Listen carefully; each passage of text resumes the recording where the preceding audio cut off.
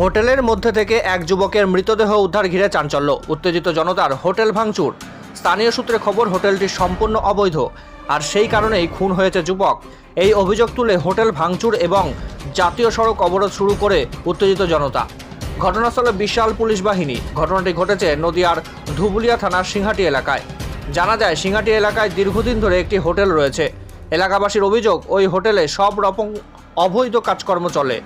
বিভিন্ন নেশা জাতীয় জিনিসের কারবার সহ অবৈধভাবে মধুচক্রের আসর বসে ওই হোটেলটিতে। হোটেলটিতে মূলত কোনো প্রভাবশালী ব্যক্তির হওয়ায় প্রশাসন কোনো পদক্ষেপ নেয় না।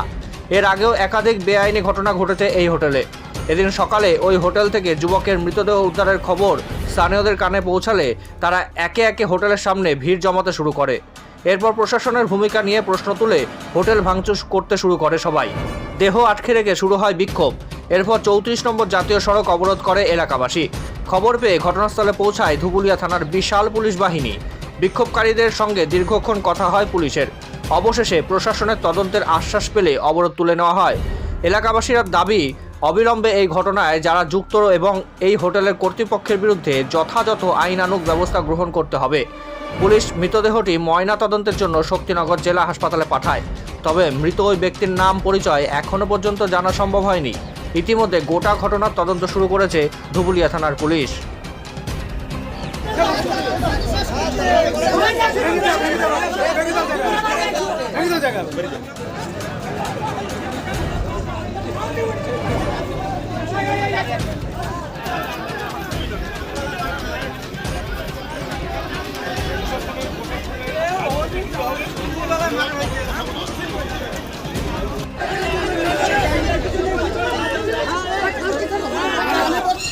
আমরা সকালে শুনতে পাই যে সিংহাটি মায়ের আশীর্বাদ হোটেল, সিংহাটির পাশেই সেই হোটেলে একটা ডেড বডি পাওয়া গেছে এবং ডেড বডির খবর শুনে সঙ্গে সঙ্গে প্রশাসনের তরফ থেকে ধুবুলিয়া থানার ভারপ্রাপ্ত আধিকারিক মাননীয় ওসি সাহেব তার টোটাল টিম নিয়ে এখানে উপস্থিত হয়েছেন এবং এই হোটেলে বারবার হোটেল চলছে অনেক দিন ধরে।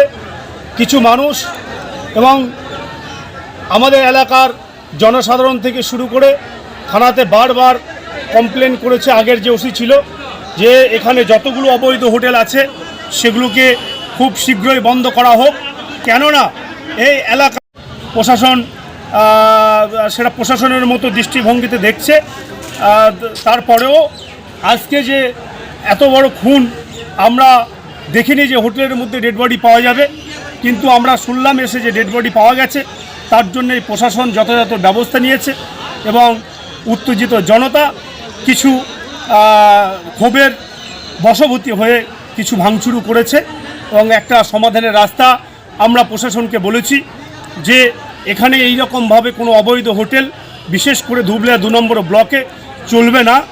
আমরা বিশিষ্ট সমাজসেবী হিসাবে এবং পলিটিক্যাল লিডার হিসাবে আমরা সকলকে স্মরণ করে দিতে চাচ্ছি যে কোনোভাবে অবৈধ কারবারের সঙ্গে যদি কেউ যুক্ত হয় তার যথাযথভাবে তাকে সুব্যবস্থা করতে হবে। কে বা কারা করেছে বলে মনে হচ্ছে এই মুহূর্তে আমরা বলতে পারছি না, যেহেতু প্রশাসন এটা দেখছে, তদন্ত করে প্রশাসন এটা ভালো বলতে পারবে। আপনার নাম?